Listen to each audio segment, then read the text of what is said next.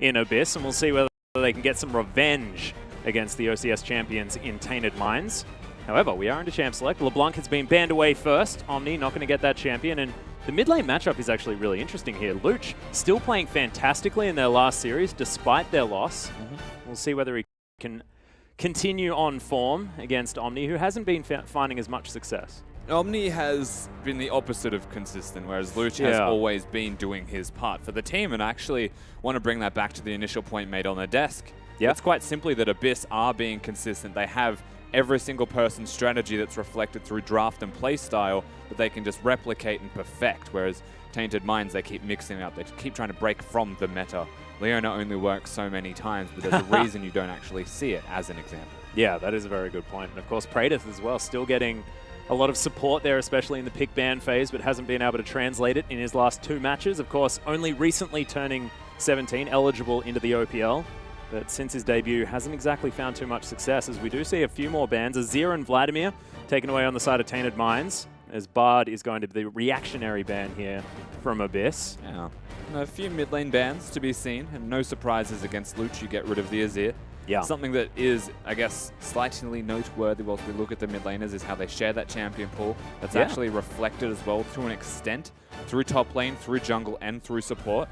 AD carries are kind of a wash in that respect. It's a very good point. And of course, we were talking about Rosie and Tegan, the fact that these guys, both the veterans of the team. And we look at Rosie, and Rosie was the guy that played a unique champion in every single game when he was with the Chiefs for like 7 games in a row. This guy's been playing a heck of a lot of different champions. But now has actually dipped down to 7 unique champions this time. Tegan on 8. This man has been showing his versatility a lot. Of course, things like the Braum and the Alistair, more of these melee supports, are something that Rosie hasn't really stepped up towards. No, Rosie has much more of a carry mindset as far as supports are concerned. He does want to do his part, even in the way of damage, to compensate for his team, because he feels out of necessity it's what he has to do. We'll see what's going to happen here, as Aurelia and Karma were the final 2 bans, meaning things like Ryze are available, the Rek'Sai there as well. Thinking about exactly what these first picks are going to be, as Rek'Sai's been hovered. You would expect this to be locked in. Of course, the Rek'Sai, not the Nasus. That would make some sense. Of course, a denial from Zahi as well. See what Tainted Minds respond with, because there's still a lot of powerful picks here still left up on the board. It's Karma and Aurelia, not seen too many times in the ban list. Yeah, but Karma taken away. It does make sense, funnily enough, from T-Gun. I'd say that, yes, he's got a lot of unique champions played. Rosie may even have one less, but he plays them more often and can more consistently keep up on those champions, Rosie. So pushing T-Gun's champion pool, wouldn't be shocked to see something like the Nami immediately folded towards. Yeah, it does make a lot of sense, and that was his most recently played champion, and can augment movement speed as well. It is one of, the things that makes Karma so incredibly powerful, is that Mantrid shield. Yeah, and usually put that with an Ashe or a Sivir to complement. As you can either move very quick, or you can just be a utility engage based bottom lane.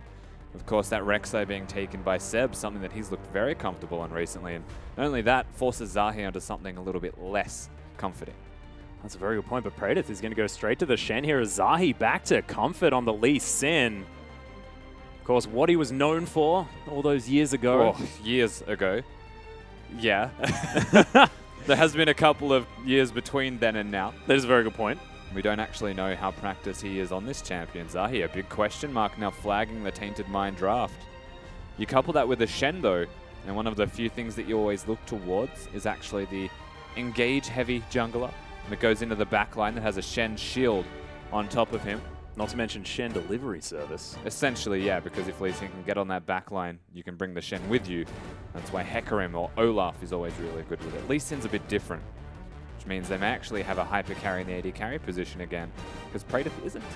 Yeah, it's actually a really good point. And of course, Tainted Minds are a team that do like to still lean on that bottom lane for getting them through the majority of their victories, as Luch is going to take away the Ryze. Ezreal picked up here as well for Raid. There's some power picks already set up here for Abyss. Yeah, there definitely is. Luch playing that Ryze, and that is the assumption. You would have to imagine Pac-Man will be more inclined towards the Trundles or tanks. Very good point. In that top lane, and Luch a very good Ryze player in his own right. Not surprising to see it locked in for him, given the LeBlanc and Azir are taken off the board. Does mean that Omni can revert to something like a Victor if he would like. It's a bit safer than a lot of other champions in that middle lane. He could just go all in kill lane. I know Omni is a really old school Fizz player. Yeah. But that's pretty risky. Of course, does have that LeBlanc band away from him, so that's sort of assassin option not going to be there. 16 seconds to go, though, as Tainted Minds trying to make up their mind, trying to decide exactly what this team comp is going to look like. They could go full global here as well as Lost currently considering the Jhin, and Omni heading towards the Victor. Yeah, we should see that one. Makes plenty of sense, particularly Omni's pick. I am a big fan of what Lost has locked in, however. Yeah. The long range option is quite handy against a Ryze. It also means that you can utilize the Shen on top of the Lee Sin, get into that backline and know that your AD carry is going to be safe. And now what they've got is the short range of Lee Sin and Shen, the middle range of a Victor, and then the long range of Jhin. I think to actually round this team composition out, perhaps a little bit more hard engage, or to keep what they currently have alive would be a good option here for Rosie. And we think this is a good sign here for Tainted Minds as well, because Jhin is a very sort of utility-focused AD carry as well. Can get that slowdown with the curtain call. Are we still thinking that they are going to move towards something like the hard carry style? I think they should, for the support position, actually go complementary and absolutely go with that. Lost is still going to be the hard carry, albeit from a long range. Yep. It does still, to me, come down to what Omni can get done. It's quite important that Omni does his part. Well, you can see 2 more picks locked in here for Abyss to round out their lineup, and it is going to be the Trundle and the Braum. Trundle fantastic into the Jhin. I do like that reactionary pick. Not to mention, this is one of Pac-Man's comfort picks from last split. Looks very powerful on that, and the super tank potential of the Shen might be diminished a little bit with that Subjugate. Yeah, one of the few champions that Pac-Man, notorious tank player in the last split, was able to carry on. Trundle very big in his hands. You couple that with the rest of his team. They've got the Braum to round it out, to lock anybody down and create an engage from nothing. Raid playing that Ezreal has a bit of utility in his queue when it has the Iceborne Gauntlet there. Lucha's just got an abundance of damage. I feel like that is a very standard Abyss team composition, where they know Luch just wants to farm. He's on a scaling champion. Raid's a very good mechanical player, and they're giving him the utilities to do that. Seb's got early pressure. Pac-Man can carry, and T-Gun is able to help his team out. Oh, Rosie going to go back to the tried and true Zyra making... Oh, no. So Morgana going to be locked in the end. So Rosie just wants to make sure he's got more champions there in his most played list. He's going to add Morgana to that one. Has played it once already. This will be his second time. As you can see, Abyss switching around their champions. And these are going to be the lists. And how do you feel with that Morgana augmenting this Tainted Minds comp? Do you think that they will be able to go up against what is very solid out of Abyss? I think they've got a bit of early pressure. Their level 6 is quite good here as well from the Tainted Minds roster. The Morgana, as that last rotation, to me makes a lot of sense because they're against the Braum firstly, which means it's good for laning phase. You got the Black Shield to stop the Braum stun. It's got that exact same utility come mid-game because you can stop any half engages they have or any non-committal crowd control that might actually come down. And when you look at the side of Abyss and say, well, where does their actual committal crowd control lie? It's potentially Luch with the W, or it is T-Gun with that Braum. So one pick here, to me, on the side of Tainted Minds, has actually set themselves up well come mid-game, come late game, if they can execute well. Yeah, and we'll see whether they can, because, of course, Abyss getting a lot of support from the desk. This is a team that has sort of found their stride in the OPL so far. Haven't yet found a victory in a very, very large amount of months. Both of these teams actually coming off losses. It's only been 2 weeks since Tainted Minds picked one up. However, it's been 4 weeks since Abyss have found victory. We'll see whether they can find it here, and they need your support. Hop on Twitter, use that hashtag AEWin if you think that Abyss will be able to take down this best of 3, or use that hashtag TaintedTMWin if you think that Tainted Minds are going to be able to take it down. Of course, it's not hashtag TaintedWin because that wouldn't make any sense at all due to the fact that it's an incredibly long hashtag. Yeah, absolutely. I think before we even get into this game, recognize from that champion select that Abyss, very much stock standard, playing as the desk expected, you'd have to imagine, with the team composition. Yeah. Honestly, no shocks. But on the flip side, Tainted Minds, they've changed it up by having Praedyth on that Shen, not on a hard carry, but someone that can complement the rest of his team, let them hard carry. And now it's definitely much more about a team fighting or standard composition, I would say, from TAM. Yeah, and we'll see how Praedyth goes, sort of transitioning into this more utility-based role. Tainted Minds making sure that they're not spreading themselves too thin. However, we are onto the Rift as Abyss moving out as a group. See whether they can catch anyone out. Of course, Braum, pretty famous for his level 1. Yeah, rule of thumb as well. What Zahi did there was correct. Never stand in the bush anymore at level 1. Always stand outside the bush. You get a greater radius of vision. No one can hide around the ledges. And because of that, he's able to easily walk it out and see Seb. Not even underground there either. They are going to move over. Lane swap ward's going down as Lost chucks his one in. Pings out from Abyss. They know exactly what's going on, and we'll see who wants the lane swap and where we're going to end up. Yeah, so very early aggressive movements from Abyss in particular to place that vision. Means that they're the ones actively looking, I would wager, for standard lanes. Well, you can see Tainted Minds getting a lot of the vote here. A lot of people remembering their success in the OCS final. It was pretty decisive. The North always remembers Atlas. Exactly right. Well, we'll see whether they can be victorious. Whether Abyss are finally going to get their victory on the board. I have a feeling this might go to 3 games though, Rusty. If history has taught us anything. Luch taking a bit of damage from Omni here. Let's get himself a Thunderlord's proc, but doesn't actually have Thunderlord, so it doesn't even matter. And of course, what you're implying there, Atlas, is that Abyss have never had a 2-game series. They have not. It's always gone to 3. And Tainted Minds, one of the few opportunities where you would look at the scoreboard and even say it's reflected there. Abyss have an opportunity now to find the victory. Yeah, well, as it all shook out, it is going to be standard lanes. Even sides as Rosie takes a Mystic shot. Doesn't seem too worried. There's a big level 2 advantage, though, for Abyss in their duo. Which is why Raid is able to single-handedly zone them away or poke them. Lost, looking to trade as a Jhin at level 1 is not ideal, because Ezreal is effectively a better version of you until you have items, and you have different purposes. Yeah, Raid also navigating this harass plus last hitting very, very effectively. They are so zoned. Yeah. I don't even think they got experience for that last creep. No, Dangerous. they didn't. This is usually the creep, I believe, that would make them level 2, but it's not anymore.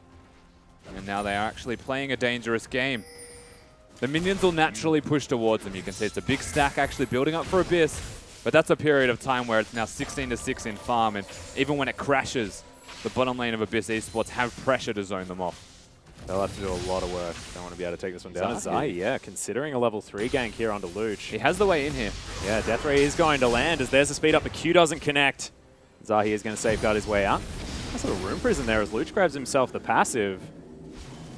It's a quick rune mage, honestly. Luch does trade, but it's not too great for him. Omni still has the summoner spell advantage and has mana pool, so he's able to continue this extra ranged harass. And he's going to continuously put down. Zahi not actually throwing the Q from the bush there. I was going to say, it's predictable pathing from Luch, the way that he's moving around. As Seb's actually... Yeah. Going to come in, doesn't get the knock-up, but gets the flash out of Omni. Yeah, more important summoner spell back because you got the full wrap around from behind. And so flash for Ghost now in this middle lane. I think the same point remains. Luch's positioning is always to the left and he's always pacing back and forth. I think Zahi could have actually hit that Q before being in vision. And he's still looking. Well, you can see Zahi was around there. But Luch, not going to push his luck, was staying to the strong side of the map, of course, where Seb already was. Now going to head back to base, see whether he can afford that tier. Which I assume he will be. Yeah, he has enough for the tier. And then some. One of the few champions is... Yeah, there's the arcane shift out of Raid. Zahi might be in trouble, though, as he gets concussively blown. Don't know whether that verb necessarily works, but gets himself out with the safeguard. Yeah, wastes his ward. Kind of just follows the Q for the sake of it, I suppose. Yeah, Raider trying to deny a cannon creep. It's now going to stop Pac-Man from wailing on him. Got the cannon bite. Yeah, that's the important part of this lane. Because I have a feeling these guys are just going to be beating on each other, and not a whole lot more is going to happen. Yeah, a lot of the pressure actually coming towards the jungler's hands. And Zahi's looked mid, he's now looked bottom, and there is free time in that top lane for Pac-Man to work his magic. Feel content actually pushing for that point in time anyway. You can see Abyss actually navigating very well underneath this turret. Tainted Mind still behind towards the bottom side of the map, about 7 creeps. But losing lane though, Abyss now. A lot of pressure now out the window. Yeah. Rosie full health. Tiga not is actually the difference between them. For what it's worth, 80 carries, still got full health. They haven't had to blow their potions. They're just farming it out, but somehow, Tainted Minds, they found themselves back into this lane. Turning things around, Rosie throws down some soil. He's going to get himself some money with his Spell Thieves. You can see Abyss down by about 200 gold as far as farm is concerned. You can see the top side of the map, Praedyth, farming out very, very well, 45 to 31. He has hit that level 6 as well, so Stand United can come in. Quite important, of course, being level 6 now. Not only does he have pressure in this laning phase, something that Shen always seems to have whenever that taunt is available. Yeah, so we do have a slight pause, ladies and gentlemen, so you're going to have to bear with us just for a moment. But as things have shaken out, things looking okay for Tainted Minds at the moment. And look, that wasn't necessarily what was expected. I think laning phase, to be fair, something that Tainted Minds will always excel at. It did start off a little bit, I'm going to say shaky on the bottom side of the map, just simply because of the creep advantage and the camp advantage that they had. But now that it's evened out, everything's back in Tainted Minds' ball court to continue at one of their strengths, which is being in that laning phase. They've got a kill-heavy bottom lane. It's just the way that they play. They've got a strong top laner who's known for his carries as well, just does win lane. It's something that Praedyth is quite good at. And Omni, it's not that it's his weak point in laning phase either. He usually struggles a bit outside of that point. They always excel now. Yeah, well, we'll see whether they can continue to do so, because at the moment, looking at their mid lane, this is one of the first times we've seen Luch not ahead. And at the moment, he's getting completely harassed out. Chaos Storm's still there for Omni. Fortunately for Luch, no flash to come in. He has to be very careful here in this lane at the moment. You can see the difference in cooldowns as well, funnily enough. His Ghost is back, whereas the flash for Omni's not. It's like half the cooldown, I believe, on that Ghost, roughly. Yeah. But yeah, not having the best time doesn't mean he's completely out of lane, but he needs to respect Omni's kill threat and starts to fall a little bit further and further behind. The choice to go for a Mana Crystal with his first recall looks like it's starting to hurt him here. Zahi going to come over, clears out a tunnel. Seb is going to see him. Zahi now moving back to his own jungle. See whether the mid lane pressure continues here for Tainted Minds. Zahi has been around the map quite effectively, though. Already helping his bottom lane out, getting into the mid lane, grabbing that Ghost cooldown. Yeah, but that's all they've really done. Zahi, whilst he's looked to get ganks done, he's been in there a couple of times. He hasn't actually gotten the kill. They haven't seen the result of it. There's no fruits to his labor. Seb, it felt like he was farming more than he was pressuring, but he spent a lot of time sitting in areas where he could be. Back in mid, though. Yeah, there it is as the knock-up comes down. Luch getting a lot of damage, and first blood goes to Seb. Chaos Storm just casually bathed in here by Luch. We'll see. That was fantastic, though, from Seb. Skirted that ward to make sure that no one knew what was going on. Yeah, well done from Seb in particular. We were speaking towards the junglers not actually getting it done, but as we say it, that seems to be customary for a commentator anyway. Yep. Seb finds the early gank, and he looks towards Omni, who didn't have that flash, now has no summoner spells, and is not in the best position in this middle lane anymore, because the CS gap's closed. And there's a kill on the Rek'Sai, who can just come back time and again. Well, Zahi does now have level 6. See whether that's going to help him out, and see whether his first gank attempt, apart from that bottom lane meander, is going to be more effective. Good awareness, though, from Abyss. They've pinged out that this was being taken. If there's the second ping, then obviously the tunnel probably die. They just weren't there on time. Yeah, T-Gun did make it into position, but the red buff was already dead. Luch going to head back, pick up all of these minions. Catalyst at the ready, as well as a Null Magic Mantle there as well, so the Rise pretty comfortable at this point. And not having an exhaust on the side of the Victor is something that, if Luch ever gets in range of you, can chunk you out. There it is, throws down the ultimate, gets himself the shield as the gravity field's going to at least save Omni for now. Trading from the Rise getting scary. Yeah, but if that's the trade every single time, it was health that Omni lost that Luch didn't.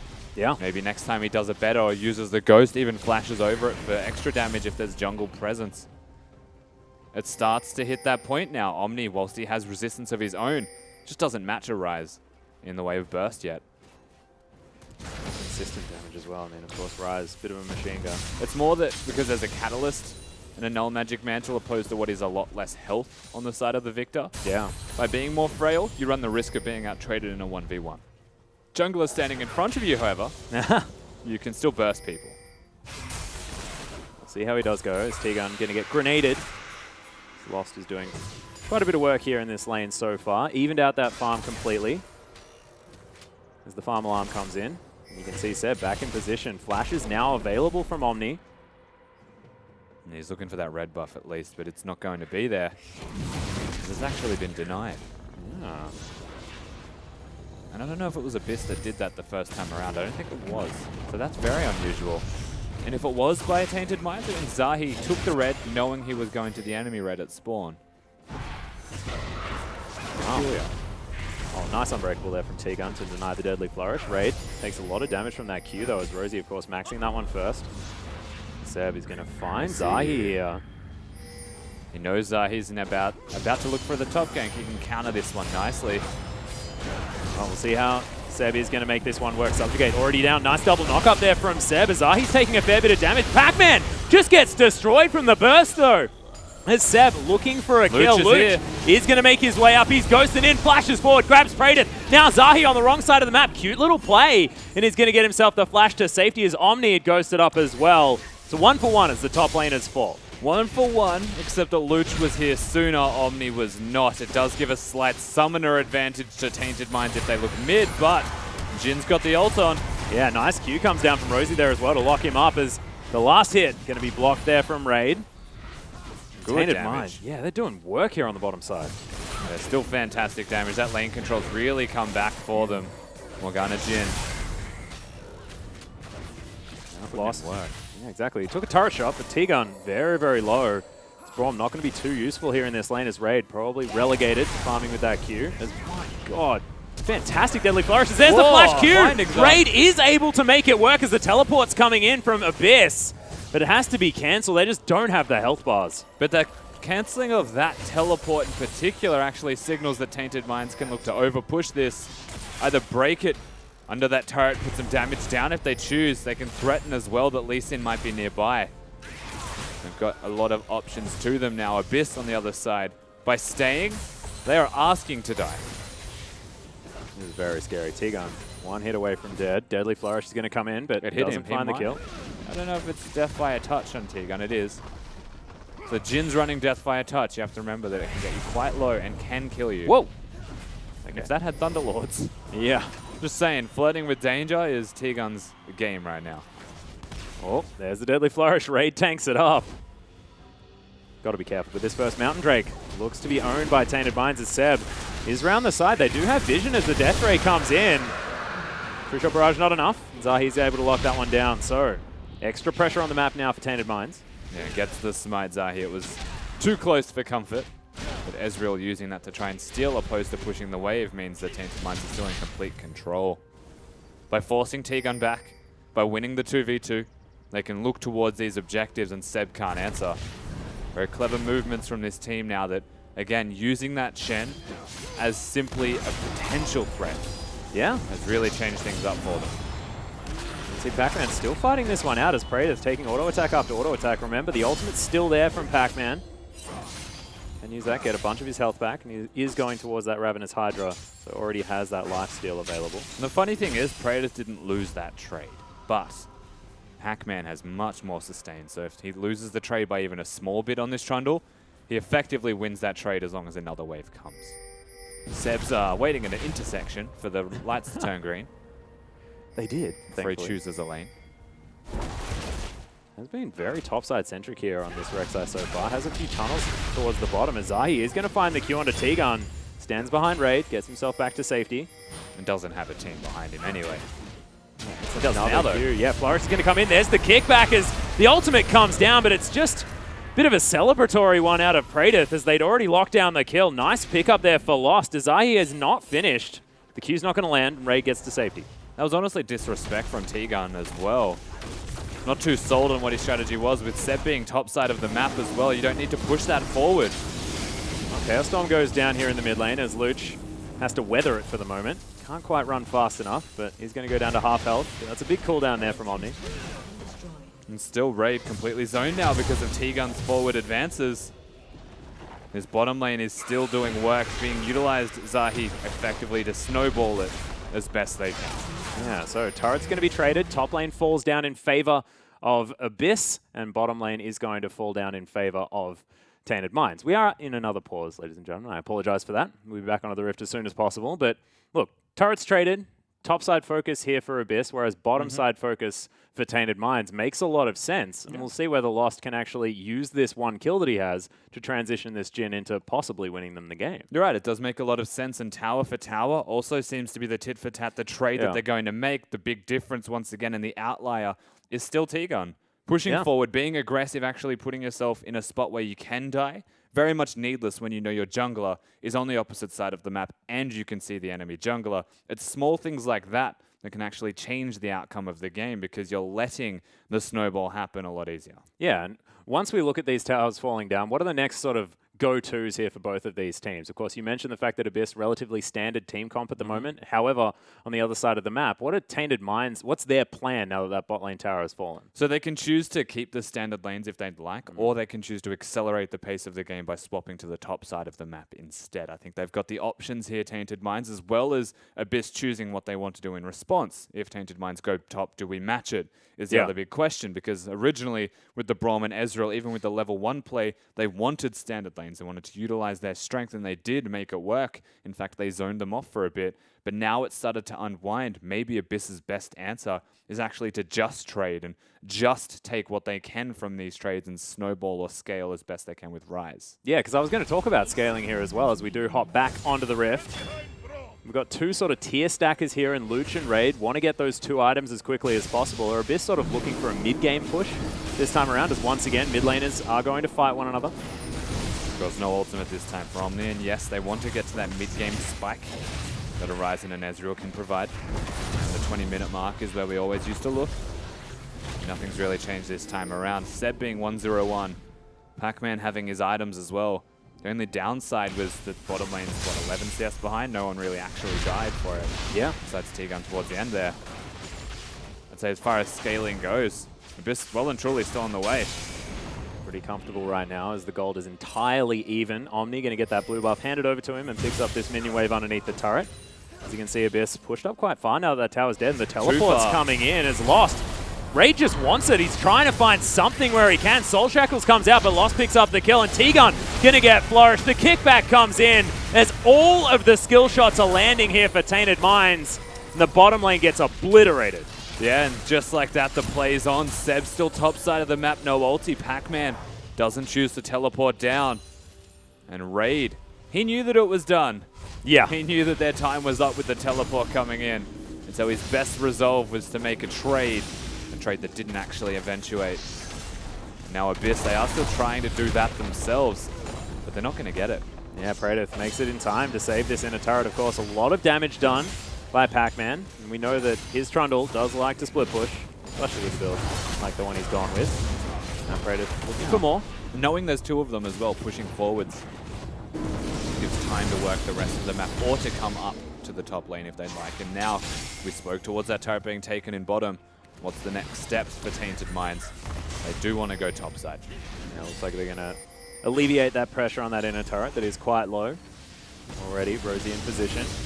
Is Omni going to make his way over as well? Still definitely far ahead in this farm, and this Victor can just continue clearing out minion waves. Working out quite nicely as he's going to spot this pink ward, see whether he clears it. Decides not to. Priorities. Blue buff is going to be exactly priority. Blue buff always comes first. So they lock that one from Luch in particular, being that tier stacker you wanted. And now we can look towards that pink ward. Vision he prepared earlier. Exactly right. So Omni able to take that one down relatively effectively and then clear out this wave very quickly. So Luch moving back up the mid lane. This is going to be some considerable damage out of Omni. Probably will be able to get this outer turret to half health, something like that, as Praedyth. T-Gun and Seb getting aggressive. Seb gets a cheeky E onto him, but going to find too much. The outer turret on the bottom side of the map falls, but will be traded immediately from Tainted Minds, and the map opening up a lot at this stage. There definitely is, and these are the two that are going to be an issue, potentially. Once these towers are broken, Abyss's response is actually a 4-man strong push. Shen has taunts, but it's not going to deter them, and actually a big advantage gained by Abyss in the way of team movement. So they find themselves an extra turret. It might be the second one here, but Lost doesn't attack all that quickly. No, so this inner turret is going to be safe for the moment. No one heading back there just yet, but there's the teleport as Pac-Man is going to make his way through. Risky. Oh, there's the flash Rune Prisoner. Seb's looking for the knock-up, gets it, and they layer the CC so beautifully. Abyss grab an easy kill in the mid lane. And you would have thought that Seb could have given that one over to Luch. Unfortunately, he doesn't. Now they have a slight numbers edge around the Drake. Shortly after Pac-Man teleported to a side lane, means they can look towards this one simply because of that pick. Yeah, and you mentioned sort of Abyss's ability to move around the map here in the mid game, looking very, very strong with their decision making. So Mountain Drake a piece for both of these teams. Will help for taking these turrets down. We saw it didn't take him very long.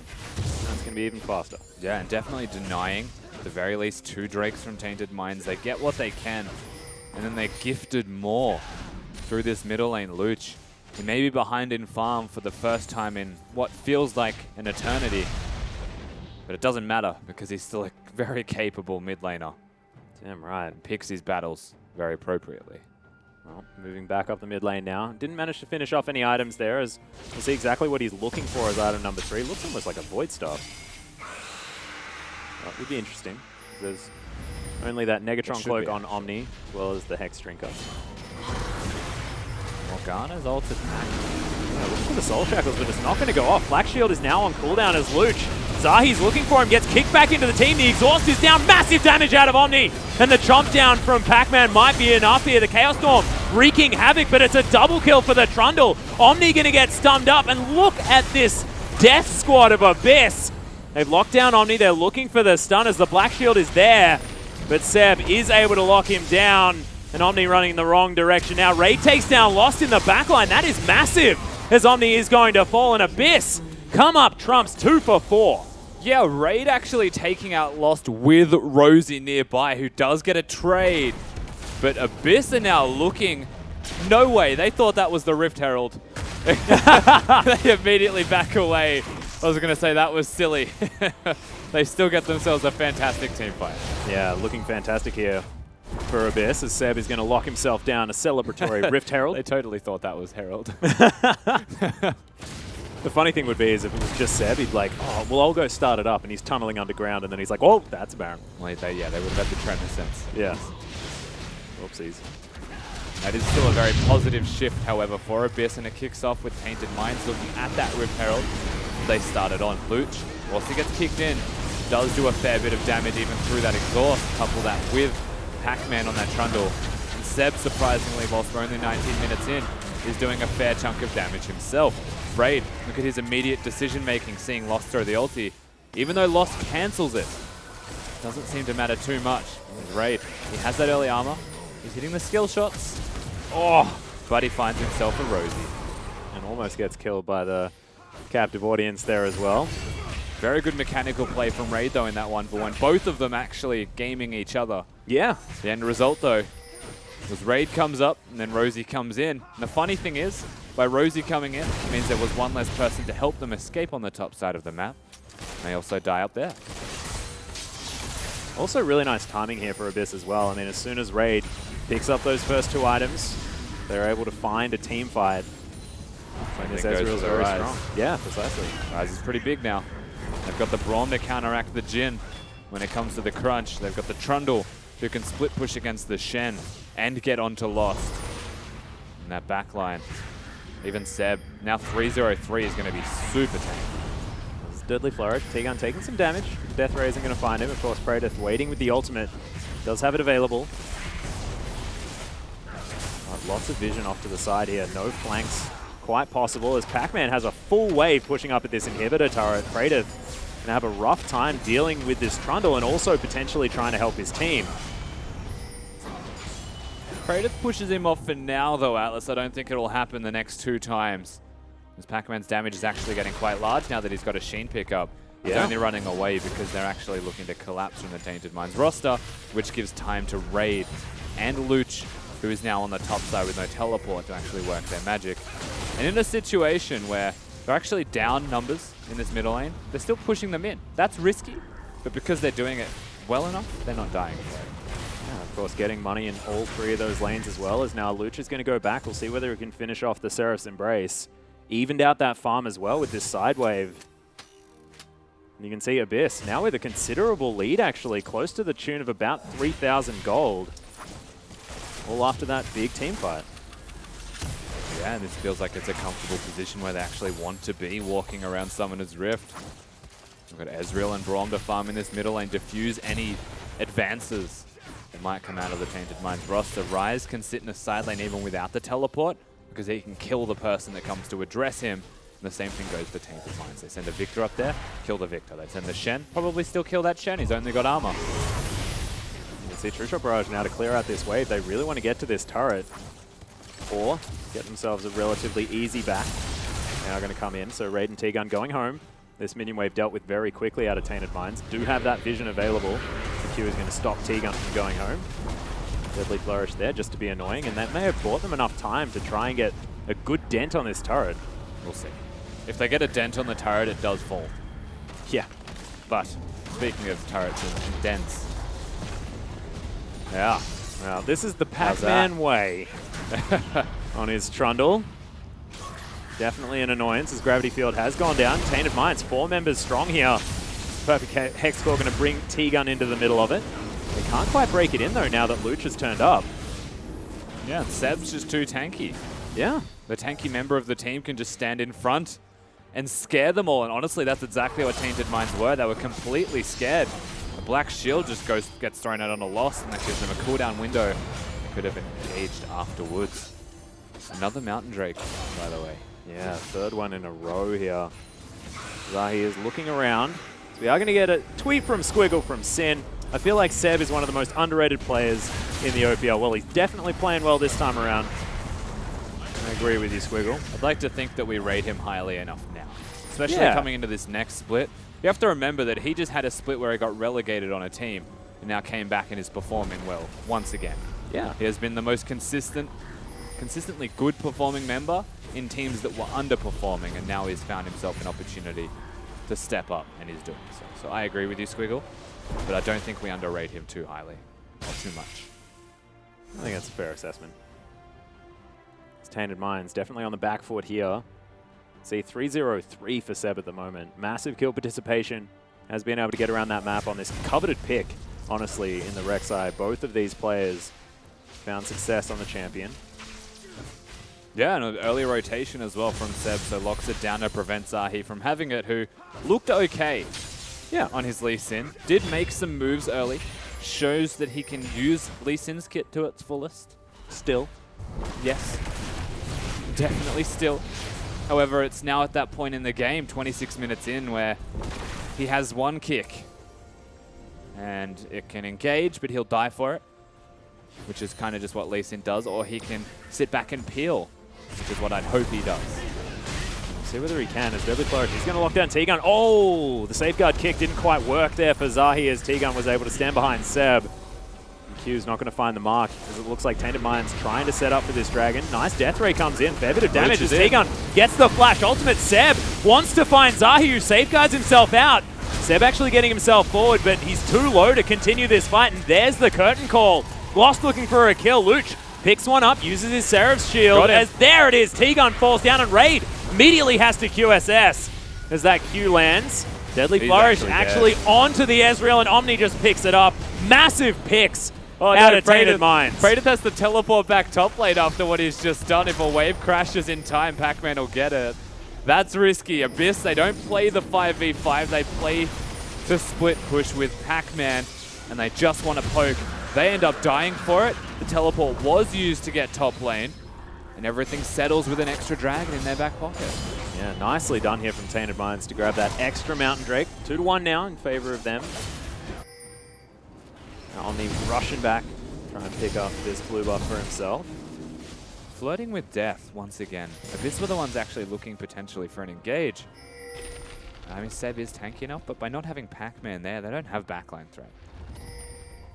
He also had the teleport, but they wanted to try and trade for that turret. He's now busily trying to regen its health bar. This one might fall. You have to remember the damage that comes out of Luch is always great. But Rosie picking that Morgana's actually thwarted a lot of this engage that Abyss actually had. Yeah. Well, they do manage to take down the outer turret, continuing that gold lead here for Abyss, despite Tainted Minds being able to pick up that dragon. Definite signs of life, and we expected a close series. Still certainly can go either way. Yeah, I just feel like, unfortunately for Tainted Minds, the major benefits that they're actually getting are Drakes. Yeah. And 2 Mountain Drakes, like, they're nice to have. They're fantastic to have, but it doesn't get you the gold. And that's where Abyss are in the lead. And that could translate into something very easily. Maybe if Tainted Minds had all 3 of these Drakes, though, that overbearing threat of perhaps a Baron rush would be in the back of the mind of Abyss, but it's not anymore. Seb going to grab himself a Wolf Spirit with the help of Praedyth. Now Abyss setting up vision here in the Tainted Minds jungle. They have had a lot of forward vision actually this whole game. Playing very far up, making sure that they're pressuring Tainted Minds. Pac-Man continuing his good work, trying to get pressure on these outers. He's doing God's work this game for his team. Damn right. He's most of their win condition. We already spoke towards what a Morgana does in denying this Esports team composition. They've got a Trundle Pillar if he's there. They've got the Rise W, the Braum Q, predictable crowd control. The single Style Shield blocks that off. Well, that also means that actually doing that, having that engage, so much more difficult to execute on. Either you do it perfectly, or Tainted Minds diffuse it, and that's where Trundle comes into play. Oh, he's actually a lot of that. Yeah, Deadly Flourish comes in. Raid has to use the flash as the Chaos Storm gets over there. Lost is able to pick it up with the Curtain Call, though. That is a lot of the damage and the control here gone as Raid falls. Shadow Turret now in trouble. Rosie going to get position, and they do take it. Yeah, and the beauty of a Jhin Lee Sin combo is that it doesn't matter who you kick, you actually set the other person up to be hit if you choose them. Still threatening towards the Baron, but actually looking perhaps for an engage instead. If they find themselves Luch, they know the Baron's free. If they don't find themselves Luch, then it's risky to do. See, Luch is just clearing out minions here as Abyss want to get a shove. Try and catch Tainted Minds out. As Omni is going to make his way over, wants to get his wave clear in here. The gravity field goes down. T-Gun actually going to get brought back in. He stands behind Seb, he's going to be okay. Unbreakable comes down. Oh, that Deadly Flourish could have been the death of the Braum, but wasn't this time. Yeah, completely thrown at the side angle. So hard to hit. Lost to give you this time. Pac-Man's not going to stop, though, unless somebody actually comes towards him. Zahi hit the kick. Funny target selection, but he didn't need to hit Raid, funnily enough. Yeah. By kicking Seb, he can't body block. And the QSS is nice for Raid. It's been helping out as best he can use it for. But there's so much actual lockdown. You can QSS the initial stun or binding that hits you, or the Shen taunt that hits you. Even the Lee Sin Q, you can actually QSS the first half of it. But the Jhin W follows, and the Jhin Ultimate's going to be there to slow you down. There's no escaping the damage that follows the crowd control they have. Not to mention the fact that Lost now has 3 items as well. Villager picked up. He's going to be hitting like a truck. Is now Pac-Man potentially in trouble. Q does land. So the pillar goes down in a fantastic place. Pac-Man's going to be safe. Zahi throws the ward in a completely odd direction. Yeah, still look for it again. Yeah, the layering of CC is fantastic as he has to flash. Curtain Call comes in. Another decent pillar, because now he has the fancy feet on, and none of these Curtain Calls are landing. Pac-Man, not sure how he survived that one. Jhin and Victor ultimates, and also the Lee Sin to kick it off. We use there. They don't even get the single kill in a situation where Trundle's just too damn tanky after he was caught out of position. Raid as well, doing a lot of work here as the Deadly Flourish is going to go wide. Omni. Yeah, Ghost is going to be popped here from Omni. Looks like Tainted Minds almost aggressively trying to find something. Oh, they want it, but they don't have the ultimates to get it. And so unless the binding connects, they don't even get the kill. Looking that aggressively for Raid, who has a QSS, it's never going to work out for you like that. But what they can do is actually work around their vision. This is a game where Tainted Minds want the Baron, or they want to force a fight near the Baron. Abyss's response is, we'll just push mid. And then Tainted Minds run mid, and it just keeps happening. Well, T-Gun possibly in trouble here. Does have the flash, but hasn't used it yet. Is going to get over the wall. As you saw, the Duskblade of Drakthar going off, but he's not going to find the kill. And this actually is just the continuation of what we said earlier. Tainted Minds playing around jungle, Abyss playing around lanes. Praedyth actually in a bit of a position, huh? Yeah, Dilly of a Pickles. Luch flashes after him. They want to find the kill on the Shen so he can't join his team, and Luch is going to be able to pick that one up. Pac-Man's going to make his way into the pit, but it is going to be the Baron falling in favor of Tainted Minds. Can they get out of here? Raid gets a lot of damage down. Lost picks up the kill into T-Gun, but Pac-Man still trying to get the work done. Lost very low. However, Pac-Man doesn't have flash and can't get over. Another ability Seb's will have to be used. Yeah, he's going to try and get in the backline. There's the flash knockup as Lost is in trouble. Manages to get the kill on his own. Azahi now running the wrong direction. Pac-Man. Yeah, looking for the pillar. Will be able to find it, but he's on the wrong side. As now Rosie gets a pretty easy binding in the tunnel. Now Raid looking for Zahi. Gets on top, but there's the Blade of the Ruin King. And Zahi not going to be able to get away here as Luch just takes the Dragon for himself. And that's an Infernal. It's a relatively big deal, but in a trade for a Baron, probably still favors Tainted Minds. And unfortunately for Luch, not having that teleport means that they don't get any more follow-up kills, but the Infernal Drake, as far as the second prize goes, the second place consolation of a fire is going to be quite handy for him.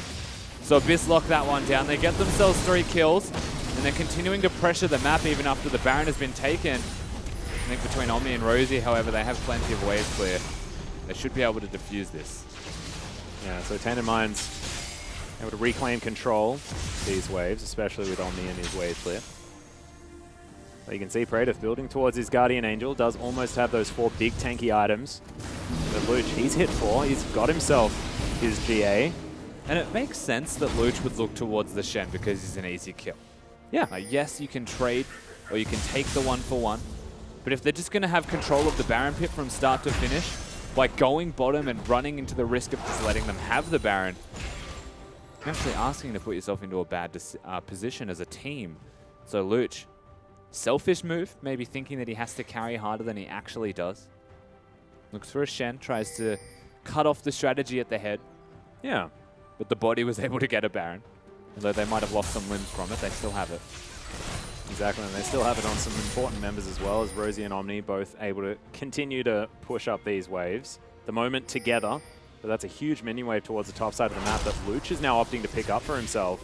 Tainted Minds have the inside track here. It's a big flank from Abyss. Oh my goodness, Seb looking for Lost as well. Nice Black Shield is going to stop the knockup from coming in as that Gravity Field doing a bunch of work. Praetor, massive work with the taunt as Zahi's getting taken down so low, but it is going to be Seb falling. Praetor is the next to go down as Rosie's in trouble. Raid, full health as Rosie's going to get taken down by the Ezreal. Raid's going off. Yeah, trying to continue finding more, but Tainted Minds moving the wrong direction.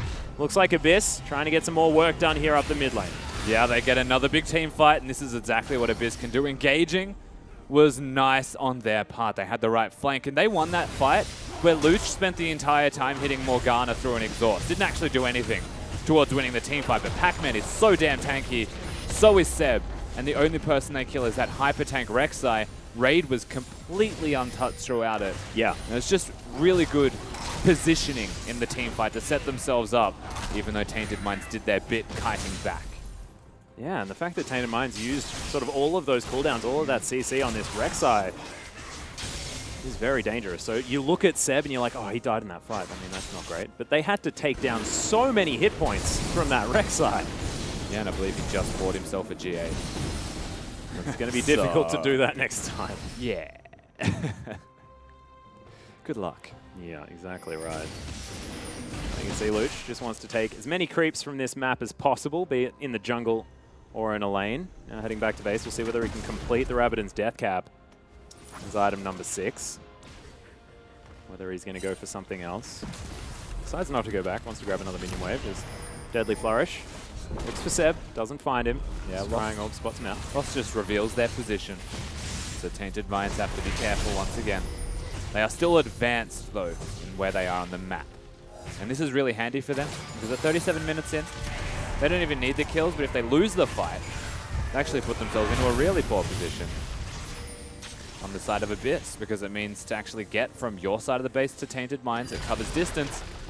Pac-Man. Yeah, still looking for a nice filler, goes down. Zahi going to get closed on as T-Gun looking for a massive ultimate. Hits 4 people actually from the Braum, as now Luch has 1 target in mind. But Praetor does throw down the ultimate on top of him. Massive knockups here from Seb as he joins the battle, and Praetor running for his life. Lost survives, but they lose the support and the mid laner, and turrets don't seem to matter here for Abyss, as Lost is going to get closed in on big damage out of everyone from Abyss, and it just looks like they can't be killed.